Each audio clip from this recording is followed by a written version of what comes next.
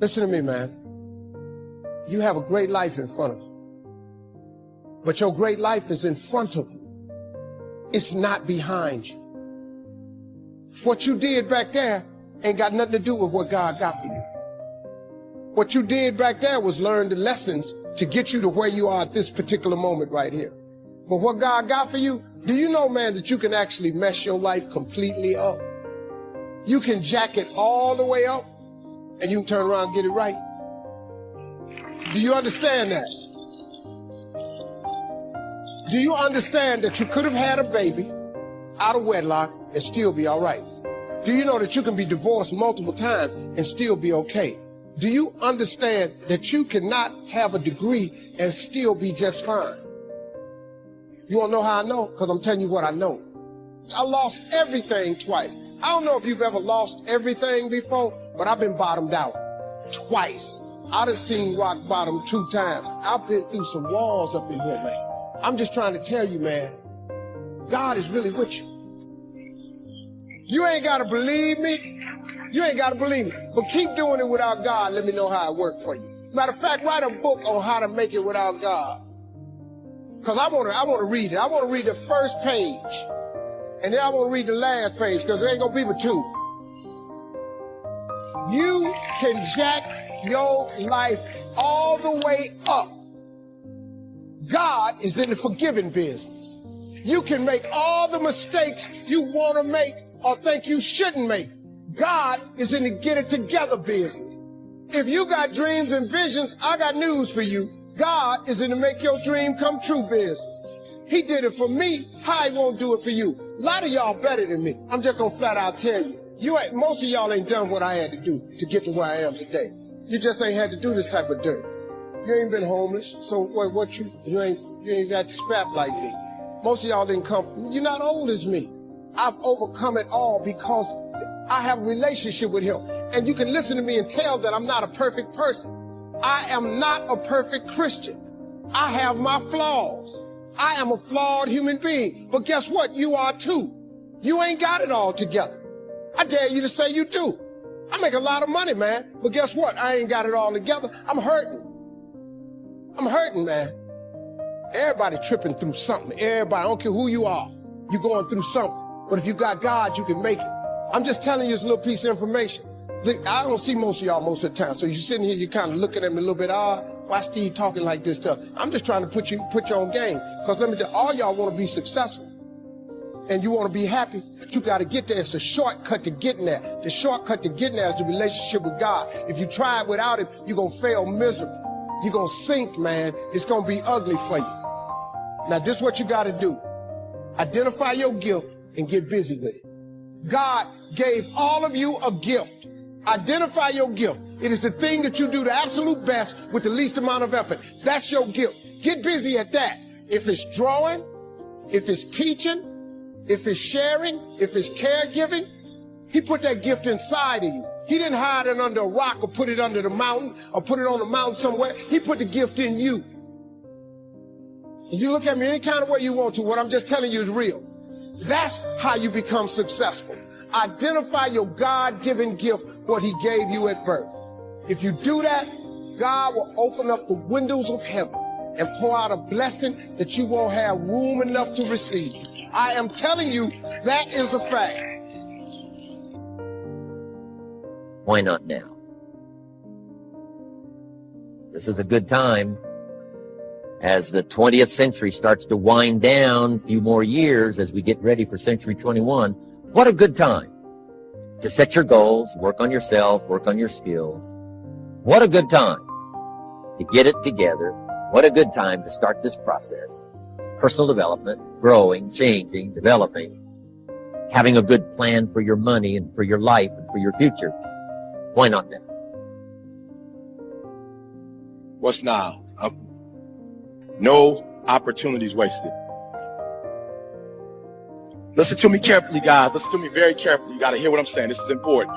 There are 86,400 seconds in a day. And if you maximize each and every one of them, you will live like you want to live. You will have what you want to have, and you'll be what you want to be. You can have more than you've got because you can become more than you are. If you just remain how you are, you'll always have what you've got. But if you're willing to make changes, the next 5 years of your life can be totally different than the last 5. If you don't change, chances are excellent the next 5 will be like the last 5. For things to change, you've got to change. For things to get better, it's not what happens that determines your future. It's what you do about what happens. Direction determines destination. All you got to do is make a little change in direction to arrive at a brand new destination in 2 years, 3 years, 5 years. You either have to change your life. That is, you got to say, you know what? My body isn't there. I'm going to go work out. My relationship isn't there. I'm going to change it. You know, I'm not making what I got to make. I'm going to retool. I'm going to get a new skill. I'm going to go back to school. I'm going to start a business. I'm going to do something. You have to do something to change your life. Or, in order for you to be happy, you can't change your life. You're going to have to change your blueprint. Usually in life, it requires a little bit of each. Does that make sense? And if you change your life and change your blueprint, you can have an extraordinary life. Because all of us are going to have times in our life when what we want or think life should be like isn't going to match how life really is. Those moments, if we blame, our life goes into pain. If we change, we can change our life and match our blueprint. The fact that you're not happy has nothing to do with what you have or don't have. The fact that you're not happy is that your life doesn't match the way you think it should be. And you have some idea of how you think it should be. Listen to me. There are those of you who what you're doing is if there are 10 opportunities in a day and you're taking advantage of 7 of them, you think you're doing something. Yep, you got to hear me. You got to hear me. You only have 24 hours in a day, and you've heard me say this time and time again. The way you spend your 24 hours, it determines how you live. If you want the future to change for you, you've got to change. If you don't change, the next 6 years of your life is going to be just like the last 6. You'll still be behind on your bills. You'll still be behind on your promises. No opportunity wasted. Again, no opportunity wasted. If one of us can do it, hey, we all can do it. And now here's my last question. Why not now?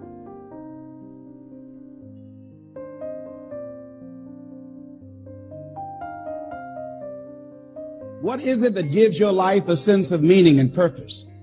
Because once you find that, it puts you in your power place. See, if you know what your life work is, I encourage you to start working on it. If you can't do it all at one time, do just a little bit of it. And if you don't know what it is that you showed up to do, if you don't know why you're here, I encourage you to find out what your purpose is here. What is the meaning of your life?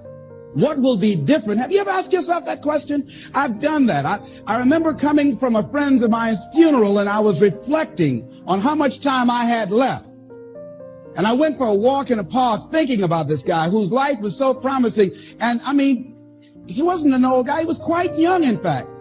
And I thought about all of the things that he said he was going to do, and he never got a chance to do those things. And I started thinking about my own life and how much time I had left to do the things that I would like to do. And at that time, I wasn't sure what my life purpose was, what my life's work was. I wasn't sure about it at that time. And I thought about it quite a lot. I had some idea, but I wasn't convinced, and I don't think I felt worthy. I didn't believe that it could be me to do this kind of work that I'm doing right now. And I say to you that if you begin to take a conscious effort to find out what it is that you're supposed to do, I say that it can literally save your life. I said that it can literally save your life. 85% of the American public, according to recent studies, are going to jobs that they hate, working on jobs that do not challenge them. They get sick thinking about going. Because, see, when you go to a job and you already know how far you can go, you can already see that proverbial glass ceiling.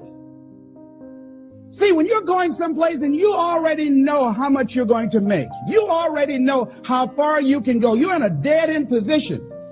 It erodes your self-esteem. It lowers your sense of yourself. It creates an inner turmoil. It creates an emptiness in you. So I say that your life is worth finding what it is that you're supposed to do. And I'm not saying quit your job. I'm saying find it and do just a little bit of it. Just start working at it just a little bit, but do find out what your work is and hold on to it and don't let your dream go. Don't let it go. See, and here's something else I want you to begin to look at.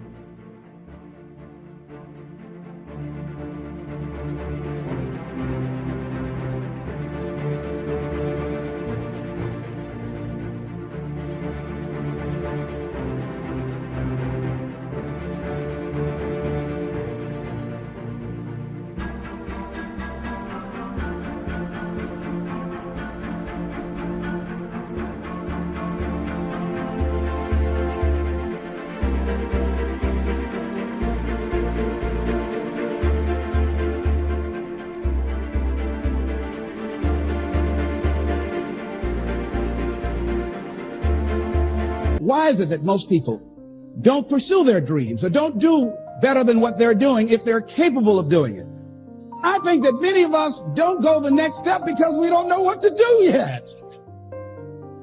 And I say that the reason that we don't even explore the possibility of what to do is because subconsciously we don't believe that it can happen for us and we don't believe that we deserve it. So here's what I'm suggesting. How much time do you spend working on you? How much time do you spend every day working on your dream? In the last 90 days, how many books have you read? In the last year, what new skill or knowledge have you acquired? What kind of investment have you made in you? So I'm saying that as you begin to look at where you want to go, if you want to make it today, and things are changing so fast, you have to literally run to stand still. I'm saying that you've got to make some conscious effort to begin to work to develop you. Here's something else. Most people are not living their dreams because of fear, ladies and gentlemen. Fear, limited vision, and lack of self-esteem is what keep most people doing things they don't want to do. The same reason that people stay in relationships where they're abused or they're unhappy or it's unfulfilling. They can't see themselves beyond that relationship. They can't see themselves enjoying life without that person. They think that this is all that can do.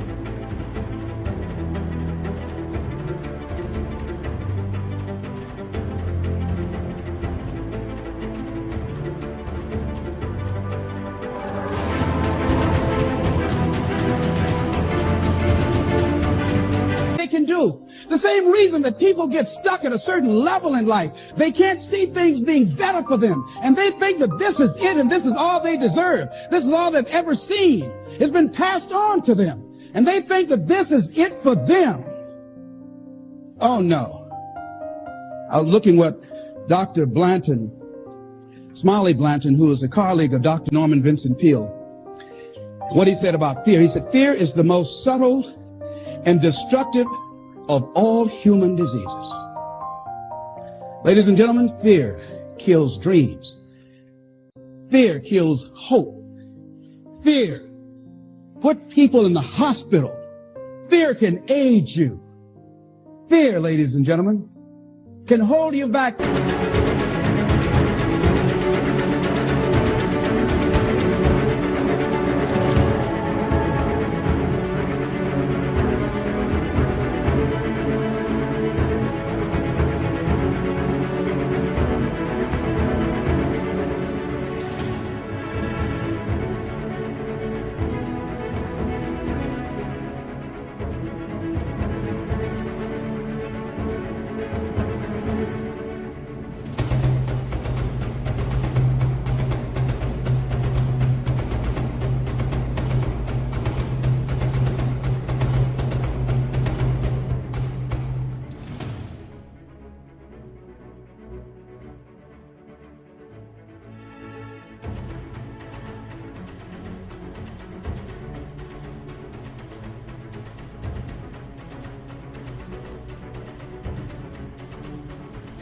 From doing something that you know within yourself that you're capable of doing, but it will paralyze you.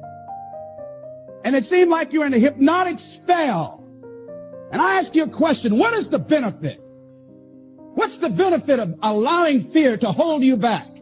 What's the benefit of giving up on yourself, of not stepping out on life and taking life on? What is the benefit for you? What's the plus in that? It's one of the things I had to ask myself. So I didn't want to make any mistakes. I wanted everybody to like me. I wanted to be perfect the first time I did something. It's not going to happen. You're going to make some mistakes. You're going to hurt some folks' feelings. You're going to create some enemies. Whenever you decide that you want to begin to take life on, you've got to ask yourself, how long am I going to allow this to hold me back? I like what Zig Ziglar says. He said, fear is false evidence appearing real. That is an illusion that we create in our mind. It is a state of mind that can be changed. So let's look at how we can begin to take some steps to restructure that fear, to begin to expand our visions of ourselves, to begin to increase our self-esteem. Webster said that self-esteem means confidence and satisfaction in oneself. Look at your life right now. Whatever you've done up to this point in time, your life is working. Whatever you have produced, it came out of you as a result of the kind of person that you have become. It's a result of your choices. It's a result of your consciousness. Now,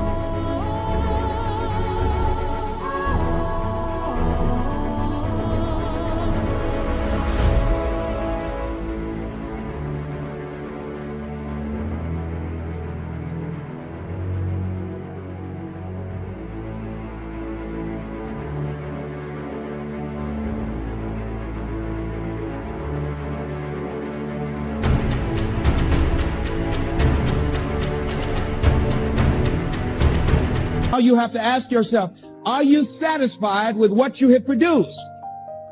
Is this what you want? Would you like for things to be better than this? Do you believe that you deserve better than this? Or are you content? This is it. You don't have to do anything else. That you already resign yourself in life and say, well, I'm happy. I'm not starving like the people in Calcutta. Are you allowing yourself to get off the hook like that? Or do you believe somewhere in the back of your mind or in your heart that there's some other great work for you to do? There's something else that life has for you. And that's why you're here. How do we handle this fear factor? How do we increase our self-esteem? You have to begin to fortify yourself. How do we do that? I believe that you have to begin to consciously monitor your inner conversation and start talking to yourself. Start building yourself up. Sometimes the only good things you will hear about you are the things that you say to you. So I'm saying learn to be your own booster. Start building yourself up. Start encouraging yourself.